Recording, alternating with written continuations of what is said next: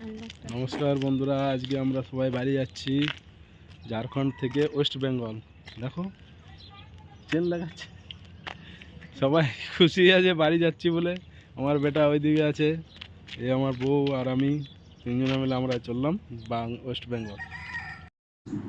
হেঁটে হেঁটে আমরা যাচ্ছি বাস স্ট্যান্ডের উদ্দেশ্যে।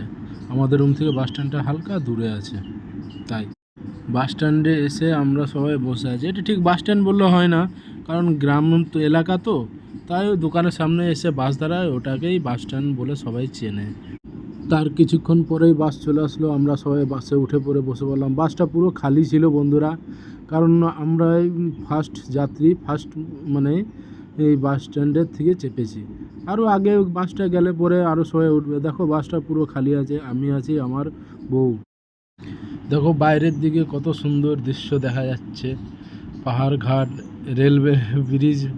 এই ব্রিজের নিচে দিয়ে আমরা যাচ্ছি। আমাদের জার্নিংটা অনেক লম্বা হবে, কারণ আমাদের বাসে করে আমার বাড়ি অবধি পৌঁছোতে ঝাড়খণ্ড থেকে মোটামুটি 8 থেকে 10 ঘন্টা লাগবে।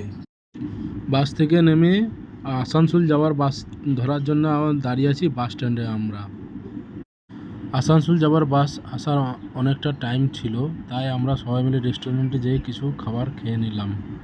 খাবার দাবার খেয়ে হোটেল থেকে বাইরে বেরিয়ে এসে আমরা দাঁড়িয়ে আছি, আমি, আমার বউ আর ছেলে, তিনজন। এখানে আমরা দাঁড়িয়ে আছি, চারিপাশটা ঘোরাঘুরি করে দেখছি। দেখো পুরো বাস স্ট্যান্ড।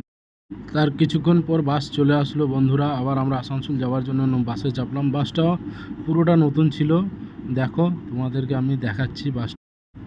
দেখো এখানে আমি, আমার মিসেস আর আমার ছেলে ঘুমিয়ে পড়েছে, মানে বিরক্ত হয়ে গেছে। অনেকক্ষণ ধরে বাস চলছে, তো প্রায় 3-4 ঘন্টা ধরে বাস চলছে, ওর জন্য রাত হয়ে গেল সকাল থেকে বন্ধুরা, এখনও অবধি বাড়ি পৌঁছতে পারলাম না। আর বেশিক্ষণ লাগবে না, মোটামুটি আরও আধা ঘন্টাখানিক হলে পরে আমরা বাড়ি পৌঁছে যাব। ওকে বন্ধুরা, টাটা, দেখতে থাকো আমার এই ব্লগ।